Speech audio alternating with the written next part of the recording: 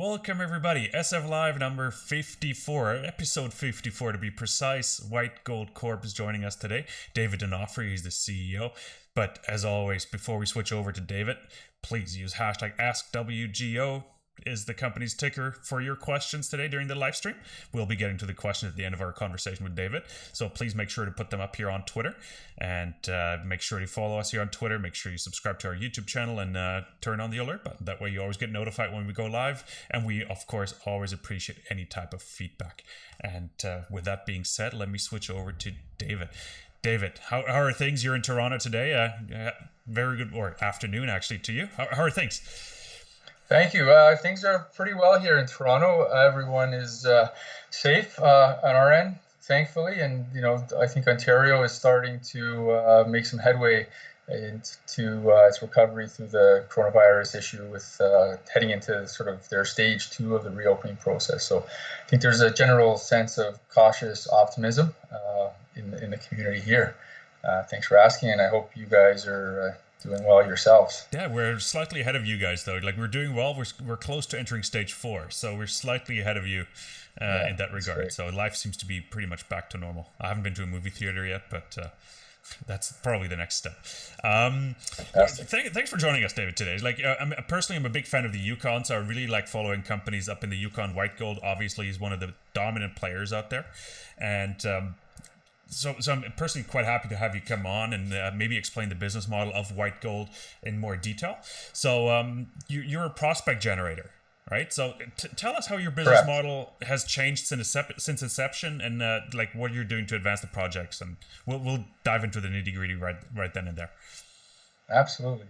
Yeah, White Gold, it's a prospect generator, and it's a very unique company in my regard, in that we actually are the dominant landholder in the White Gold district. And just to sort of take a step back, White Gold, as you mentioned, it's a relatively new company. We were formed in 2016, but it's the benefactor of over a decade of work in the area, primarily led by the notorious prospector Sean Ryan, who has been directly involved with the discovery of the Golden Saddle, which was originally owned by Underworld Resources, that Kinross bought for $140 million, and the coffee project owned by Kaminak, which Gold Corp bought a few years ago for $520 million.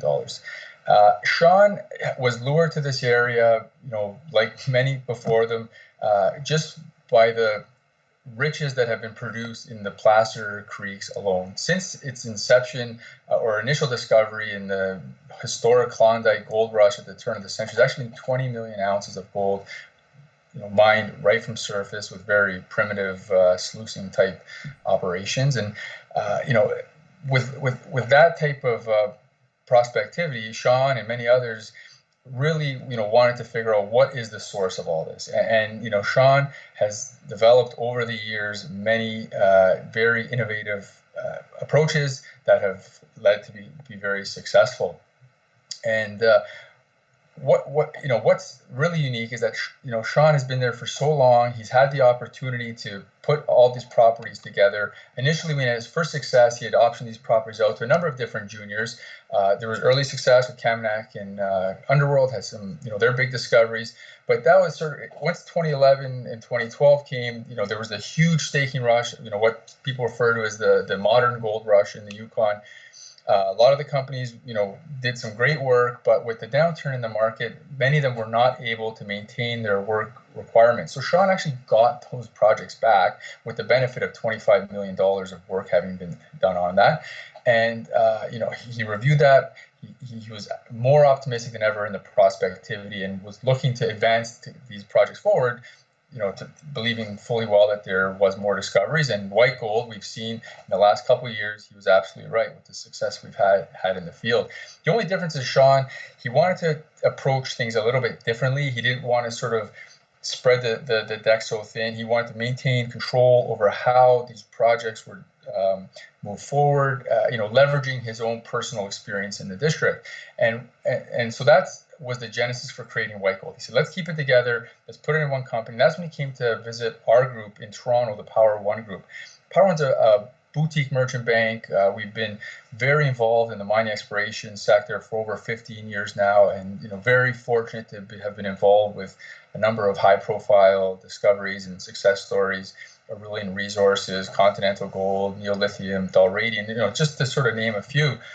And Sean, we'd worked with in the past, and he brought it to us, and we were immediately enthused by the opportunity. Also big believers in the Yukon. We've been investing up there for a number of years, and the opportunity to actually own a district in a tier 1 mining jurisdiction like Canada, with having been so underexplored, was, we felt a generational opportunity. Yeah. And we jumped on that immediately. And we also told Sean, like, Sean, this is the kind of thing the majors would be so interested in. Would you be open to us bringing a major in as a partner at this early stage? And Sean said, you know what, absolutely. And we showed it the story to a few of the majors that we're close with. They were all, not surprisingly, very interested. And it was at that time that Agnico joined us as our partner to sort of start advancing this package forward, with the goal, as you mentioned, to sort of start performing the early type exploration work to develop these projects to a point where another entity, be it Agnico themselves, could sort of take them on and do that sort of more heavy type delineation type of work. So that's how we got started. That's been the goal. We truly believe that our package is akin to maybe what the Timmins camp was 60 years ago, or different parts of Quebec, or the Nevada gold fields. And where there's multiple discoveries to be had, and we want to continue to work these properties starting at surface, which is the lowest hanging fruit, and eventually going deeper and deeper to generate these projects potentially for 10, 20, 30 years to come. Yeah. No, so that's the vision. That's an interesting vision, because your approach to the prospect generator model is a bit different than the other prospect generators, because you spend quite a bit of money drilling the projects yourself. Okay, and that's where it actually threw me off a little bit, and like having followed the White Gold story for a while, and knowing Sean, like I'm on the board of one of his other companies as well, that's Labrador Gold, but understanding like sort of the business model behind it is still a bit complicated for me, because you have a lot of projects, and then you bought the Golden Saddle deposit from Kinross as well. You bought it, right? So that made things a little more complicated in my opinion as well. So So tell You're us. absolutely correct. There is a lot going on. Sort of cut you off, but go ahead, ask your questions. I was going to like, what's the theory behind actually drilling and spending quite a bit of money in the ground instead of just doing, I don't know. And Sean is known for basic geology, basic geology works, right?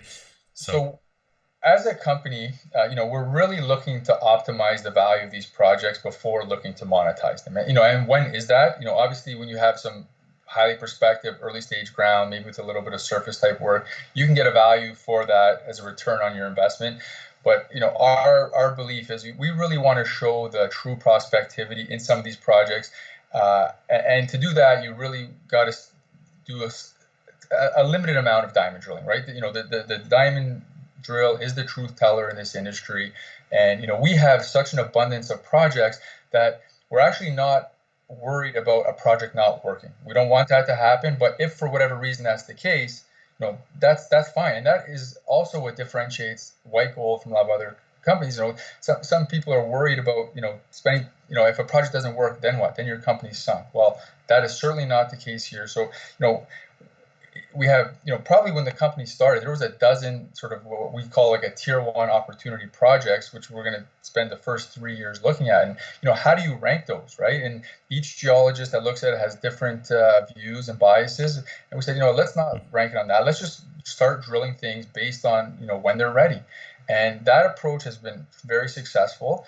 It's led to what I believe is 4 brand new discoveries in the district. And it's at that point, once there's been a limited amount of time, I think, if our, the ideal scenario, let's paint that picture, would be to take a project, start it very early, do the systematic soil sampling, which works so well in that district due to the fact it's, never been glaciated, believe it or not. And that was kind of Sean's first key that he picked up on. You move it through the the trenching, the surface sampling, and then we do our RAB drilling, which is a very cost-effective way to do some test work in the first 100 meters.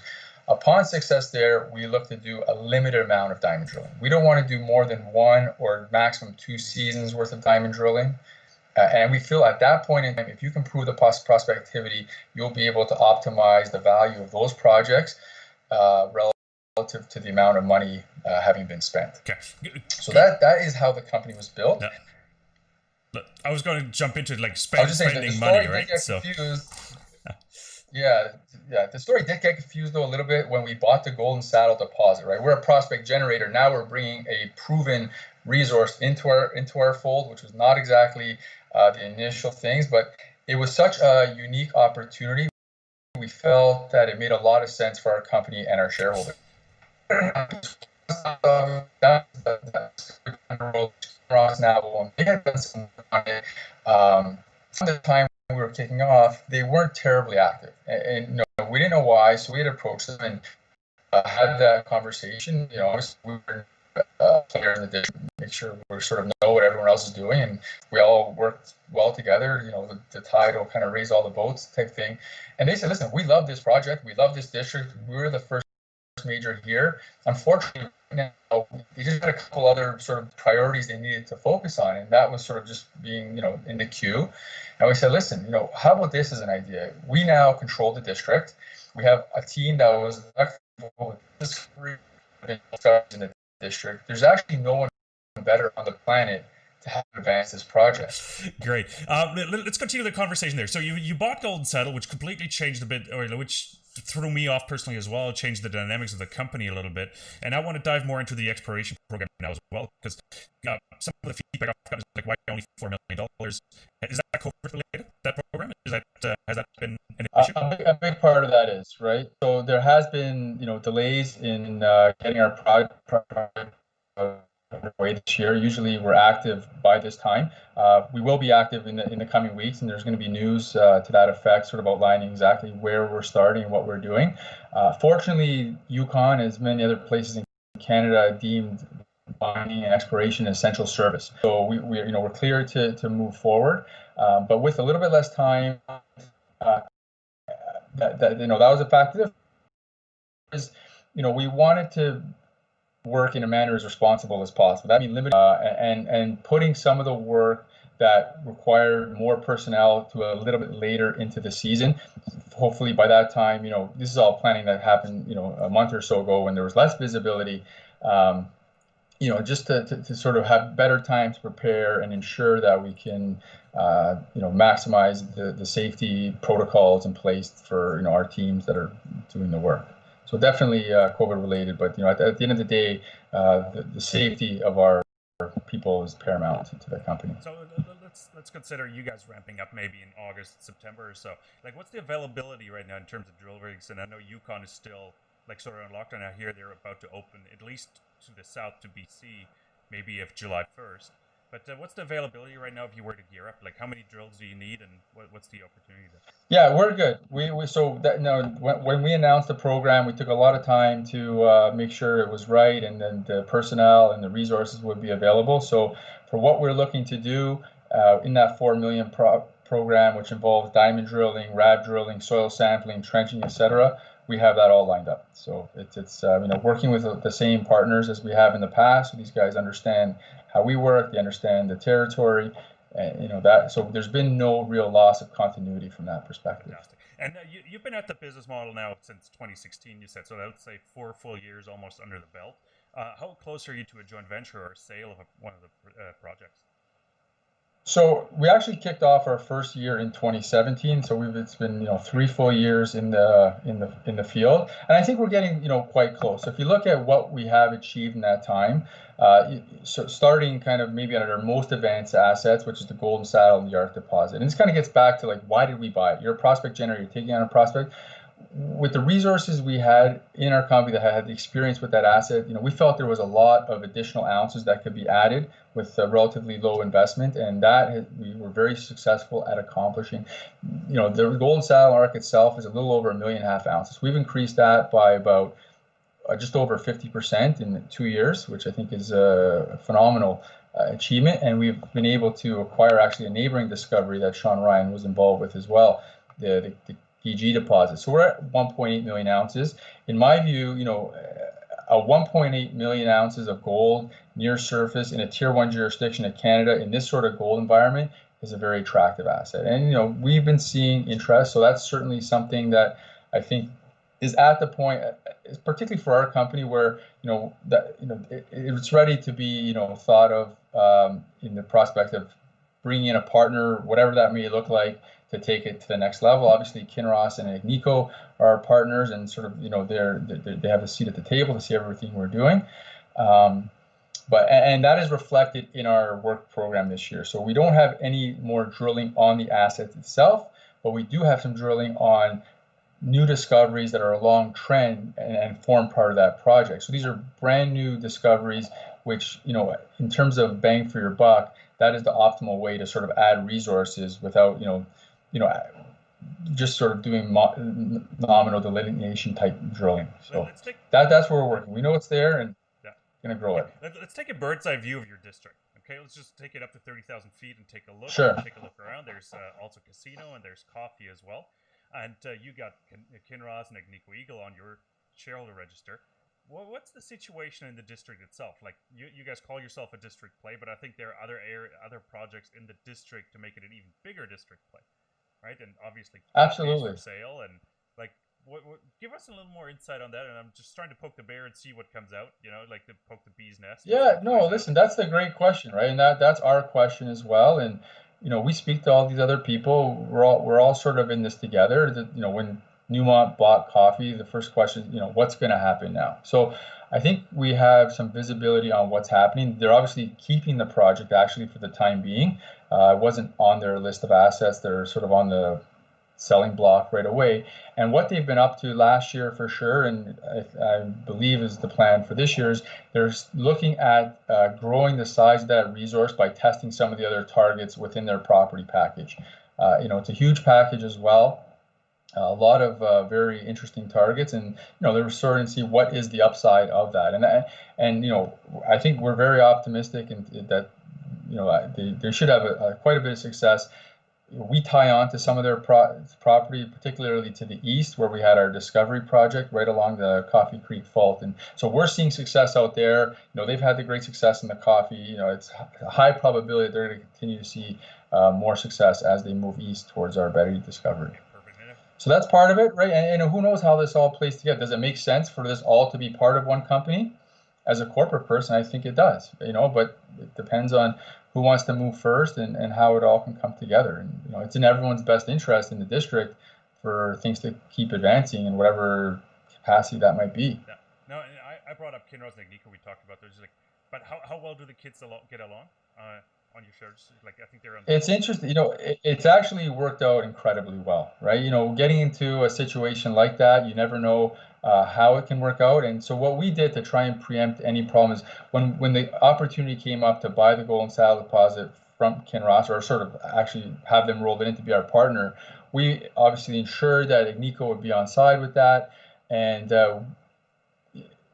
the CEOs of the respective companies actually met in person to discuss the potential relationship going forward. So it had the sponsorship, buy-in, and direction right from the top, and that dynamic has continued. We have regular technical update calls with both parties. They've been incredible partners in terms of opening up their technical and obviously financial resources to us, and it's really been a wonderful relationship from our perspective. I think they truly want to see us succeed. They've laid out a path to what success looks like in their eyes and are holding our hand and bringing us down the path. So it's been great. Perfect. That's another great segue to go back actually to the exploration side of things, because I want to drill down just a little bit more on your exploration plans for this year, and maybe go through the $4 million budget that you laid out and see where you have focused it and how well that aligns with Kinross and Agnico's ideas as well. Can you give us an update, like where are you planning to spend the money? Absolutely. So the $4 million, that's kind of a phase one, right?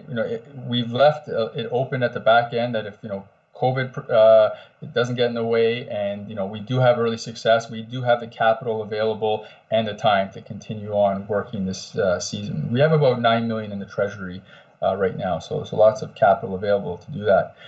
And our work this year will be very similar to the last couple of years. The dollar amount is small, but it's sort of broken up into three different categories, which if you look at our sort of discovery pipeline, we have early stage projects, which are things that are going through soil sampling, probe, trench, the whole drones to drill type protocol. We have our intermediate bucket, which is new discoveries from the previous 1 and 2 seasons that are having some work done on it. I think there's going to be some very exciting activity there. And then we have our more advanced projects, which are going to be doing a little bit of work. And in rough numbers, the division is roughly a third in each. So if we start, from the more advanced projects coming down, we have this Ryan Surprise discovery, which had which is 2 kilometers to the west of the Golden Saddle. We had a really good couple of drill results last year, as well as in 2018. 20 grams per ton over significant intercepts. So that definitely warrants some follow-up work. We're going to be doing 1,500 meters of diamond drilling on that, and those types of ounces would be immediately accretive to the size of the Golden Saddle deposit. So there's going to be some work done there. Additionally, there's a number of other targets that were identified last year along that trend with some RAB drilling, and we're going to follow up and look at some of that targets with the goal of we want to demonstrate the upside opportunity of that project, right? We don't necessarily need to delineate ounces on those, but we need to highlight the prospectivity. Okay. Also, you're spending 30% of your exploration budget on regional programs, and any favorite targets? So the regional programs are going to be very interesting. I think there's a couple that people have been waiting for us to work on. These are things that we've owned since the very beginning, but just haven't, as part of our sort of timing, we want to make sure that we're ready. And so one of them is Bonanza Claim. That's right near Dawson. That's right near, the Discovery Claim from 100 years ago, where 6 million ounces came out of the Placer Creeks. We've done some extensive structural type work, and we see that the fault system actually from those creeks comes right into our Bonanza property. So we're going to be doing some preparatory work there. Another one is the Betty property, which I mentioned earlier. That ties on to Newmont. We had a discovery hole there in 2018, 50 meters of over a gram from surface. So it'd be great to be going in there. So that's the third. And then the other third, which I think everyone has really kind of got their eyeballs on, is our Titan discovery, which we made last year, and that was sort of like the poster child for a white gold type opportunity. It went from a greenfields project, having nothing been done, soil sampling, which we hit the best soil sample in the history of the Yukon, 100,000 plus ppb. And just for context, these are technical terms. The next best soil sample we've ever had in our package was 9,000. The discovery that led to the Golden Saddle was 4,000. So this was literally off the charts. All that up with some surface work. We had grab samples of 400, 500, 600 grams per ton, and we had just enough time to get a couple RAB holes into it, and one of them returned a little over 6 meters of 72 grams per ton within a 30 plus meter mineralized zone, which is, if not the best hole in the Yukon ever, it's certainly one of the best. So we will be also diamond drilling that target. We have 1,500 meters scheduled for that, as well as some RC and RAB drilling, which we are looking to kick off, imminently here. So that I think is certainly one of our most exciting projects, at least that I'm definitely looking forward to. Fantastic. We're sort of hitting our time limit here, so just to give you like 30 more seconds, just to put a bow around it, what's the news flow that you expect coming up the next 3 to 6 months here? Work starting right now. We have drilling on these very sexy new discoveries, and I think it's going to be this is our new season, right? We went through the quiet winter season. From now through to the end of the year, we will be in a busy news flow time. Fantastic. So this is we're excited. Sample results, fantastic. So I was trying to get you some other catalysts maybe out of you, like maybe resource estimates or something. Anything coming up there? There won't be a resource estimate. I think we've shown what we have for a company our stage to have nearly 1.8 million ounces of gold is, something that really differentiates us for the pack as a junior. And as I mentioned before, that's not necessarily, we don't think, the best way to increase value. We did one resource estimate after we did a little bit of work and bought the project, show the 50% increment. And what we're doing now is just to show the accretiveness of these new targets in that vicinity. But I think it's these new discoveries on the other properties in the district that continue to demonstrate that this is such a rich, untapped mineralized system, and there are a lot more new discoveries can be had. And the more work we do, the more confidence that leads to these success. It's giving us more and more confidence in the balance of our property portfolio. Fantastic. Those are perfect summaries. And if I were to cut a highlight reel, you probably just filled it with your last last statements there, fantastic. So that's really good. Let's hope White Gold gets some of the steam back you guys had back in 17 and 18 while the market was slow. You guys were the talk of the town. Eric Sprott obviously put some money in, so I hope you get that steam back because I like the Yukon. I want to see stuff moving forward up there.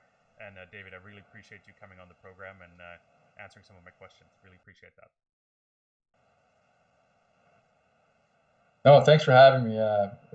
Very exciting times, and share your enthusiasm. And exactly. To everybody else, thanks for watching. Thanks for tuning in. Please make sure to follow us here on Twitter. Subscribe to our YouTube channel. Turn on the alert button. That way you get notified whenever we go live again with another update.